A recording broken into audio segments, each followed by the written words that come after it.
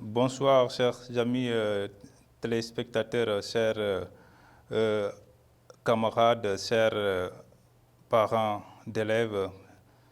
Nous venons pour cette fois-ci vous présenter notre premier numéro portant sur la déclaration de naissance. Ça veut dire comment est-ce qu'on peut obtenir le papier appelé déclaration de naissance.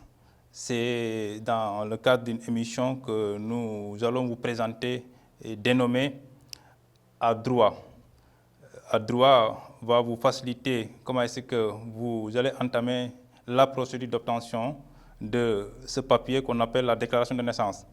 Maintenant, pour obtenir ce papier, il faudra se poser d'abord la question à savoir qui peut faire la déclaration.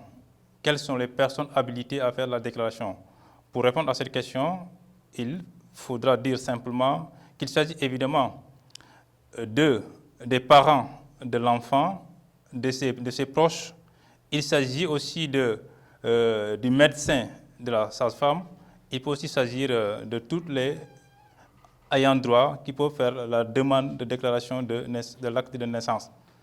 Et la déclaration doit se faire au niveau du lieu de naissance de l'enfant.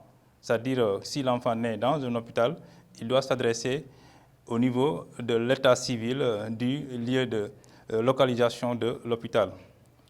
Et après avoir fait cette déclaration au niveau de l'état civil, le déclarant, c'est-à-dire il va se présenter avec deux témoins.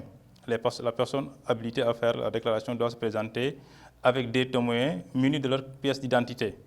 À défaut, le déclarant aussi peut présenter un certificat d'accouchement qui lui permet aussi d'obtenir ce papier. Maintenant, la déclaration ne demande pas un paiement. Le paiement est gratuit. Il ne faut pas payer pour avoir cela parce qu'il peut y arriver qu'on vous demande de payer de l'argent. Alors que ça ne demande aucun paiement, c'est gratuit. Et le délai pour obtenir ce papier, c'est un papier que vous pouvez obtenir de façon immédiate. Ça ne demande pas un délai prolongé. Et là aussi, en cas de perte, qu'est-ce qu'il faut faire? En cas de perte, vous pouvez vous adresser au niveau de l'état civil pour que ces derniers vous produisent le certificat d'acte de naissance ou un extrait de naissance. Ou si vous voulez aussi, vous pouvez avoir la copie littérale.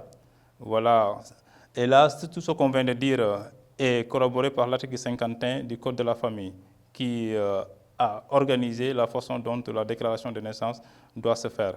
Voilà ce qu'on avait à vous présenter concernant le papier qu'on appelle la déclaration de naissance. Et il faut noter aussi que la déclaration de naissance constitue la première étape pour l'obtention des autres papiers comme l'extrait de naissance, comme aussi le bulletin de naissance. Et ça ne demande pas de payer aucun frais. Voilà, nous vous remercions et vous donnons rendez-vous dans le cadre de notre numéro. Merci beaucoup, chers internautes.